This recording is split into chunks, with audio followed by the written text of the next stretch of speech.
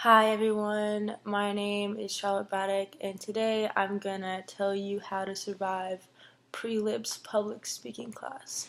So, your first day is gonna be really intimidating and really awkward. When I first got in there, I was so nervous and I hate public speaking, so being there, I was already in a bad mood, and yeah, there was a bunch of people in my class, and then Pre-Lip started speaking, and she was actually really cool and really outgoing, and she kind of made the class open up a little bit, so that was cool. And then we started getting into the book and doing our quizzes and stuff, and you need to make sure you keep up on your quizzes and your reading, because if you don't read, you won't do good on the quizzes.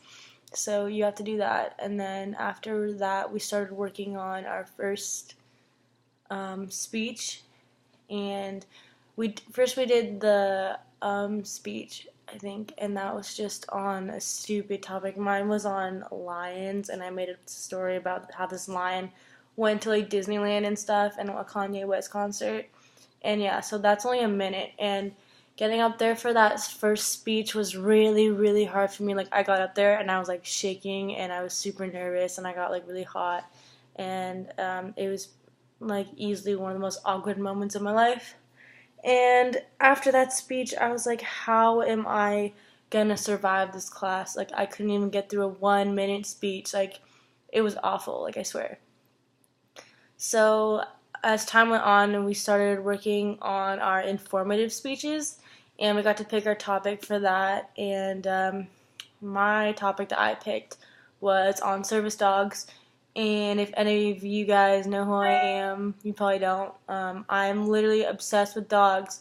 They're my favorite thing in the whole entire planet. So I did my speech, and that one was 5 minutes. And I went up there to go deliver it, and it was a lot easier than the first one. I think it was a lot easier because, I already did one speech in front of the class, and it was on a topic that I really liked and really was passionate about, so I think that helped me get through my first speech.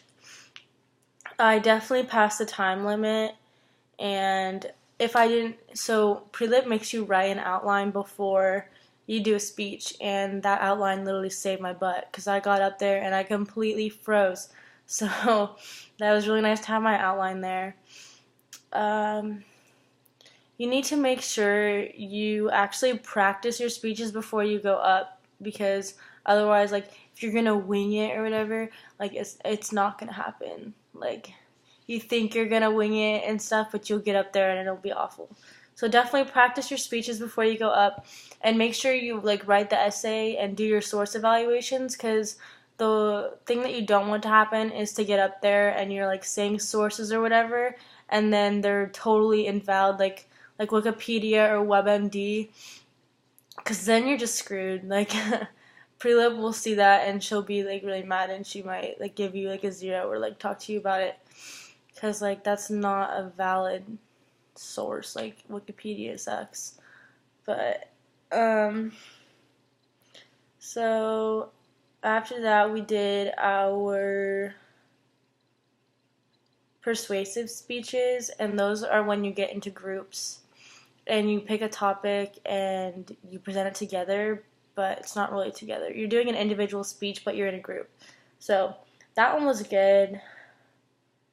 That one was a lot harder than the informative, because you did have to persuade and use a lot more quotations and sources. Oh, when you're speaking a quote or a source into your speech or whatever, you have to make sure you introduce the quote, because if you don't, you're just saying stuff. No one's gonna know you got it from a source, so you gotta make sure you do that. And that speech was 6 minutes, which was a little bit harder to get through, but if you had a lot of information, you were fine. I think I got to 7 minutes on mine. And those weeks of the persuasive speeches are really easy, because you're either watching them or you're performing them, which is good. Usually when we're giving the speeches or working on our speeches, we don't really have any other homework than that. She kind of puts the quizzes and the book work and stuff in the beginning of the semesters, so towards the end when you're doing your speeches and stuff, you don't really have much, and that's pretty cool. The only homework you really have to do is write your speech, write your outline, do your source evaluations, and write your speech essay, which is good because that all helps your speech. And wrapping up the class, the last thing we did was the special occasion speech, and that one was really fun.